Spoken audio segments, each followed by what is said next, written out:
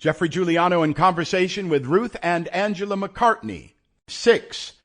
Written by Geoffrey Giuliano. Narrated by Geoffrey Giuliano.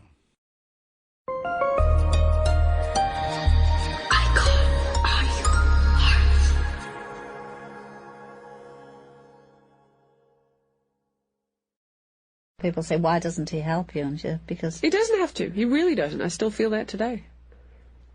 Yeah, but you wouldn't fucking say no. I wouldn't say no, and I think it would be nice if he did. And I think morally, Angie's time of life, she's 64 3/4, it wouldn't hurt. But then again, you know, why don't the other 3 Beatles in the estate of John Lennon, why doesn't Pete Best get 50 grand a year for getting fucked?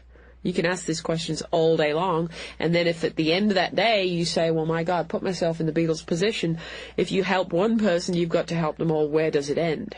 I can quite see the point. I just don't know if I would have the balls to be that hard on family or friends. I couldn't. I just couldn't. I couldn't get an enjoyment out of sleeping a night in a big feather bed with a fridge full of food and a Rolls Royce in the garage if I thought that somebody that I owed a moral responsibility, debt of responsibility to, was living in their fucking car. Couldn't do it. But some people can. More power to them. And if they want to face their karma at the end of the rainbow, that's their problem. I couldn't live like that.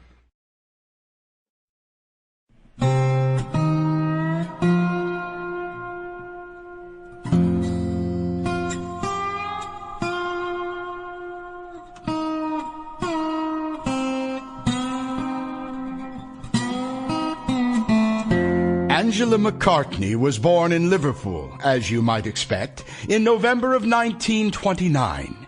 She married her first husband in 1956, and their only daughter Ruth was born in the winter of 1960.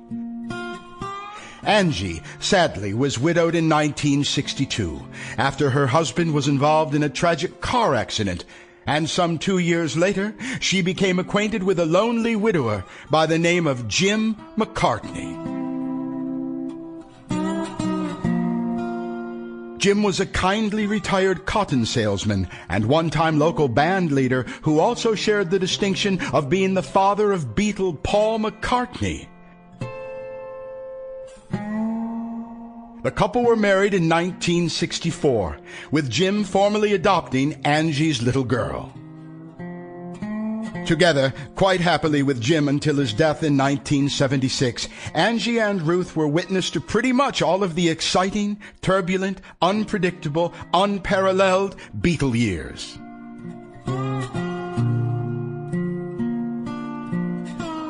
Along the way, both ladies formed deep relationships with not only Paul, but also his brother Mike McGear, all of the Beatles and their wives, of course, as well as a host of other A-list celebrities, rock stars, and people of the day. To enter into a family as close-knit and headstrong as the McCartney clan, however, was often tough going. Notwithstanding the ever-present pressure on their lives as the family of Beatle Paul and the madness which swirled around those lucky, or perhaps more appropriately fated, to be part of his confidential, exclusive inner circle.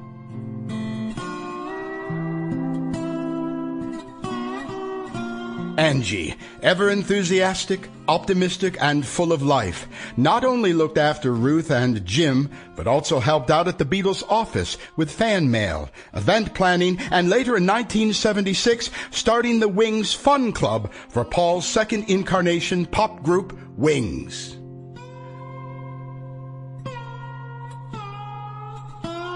For Ruth, being the kid sister of the sexy Beatle was at first a thrill and later a definite challenge. At school, she was taunted and teased mercilessly, sometimes even bullied because of her famous family. Following the ever-dignified and gentle Jim McCartney's death from complications of arthritis in the late 70s, Ruth and Angie's relationship with Paul inexplicably soured, and they were soon out on their own once again. The fact of the matter is that they were pretty much turfed out with little support from the mega-millionaire Beatle.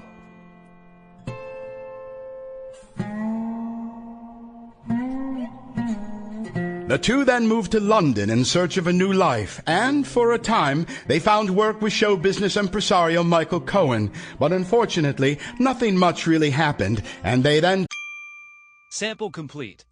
Ready to continue?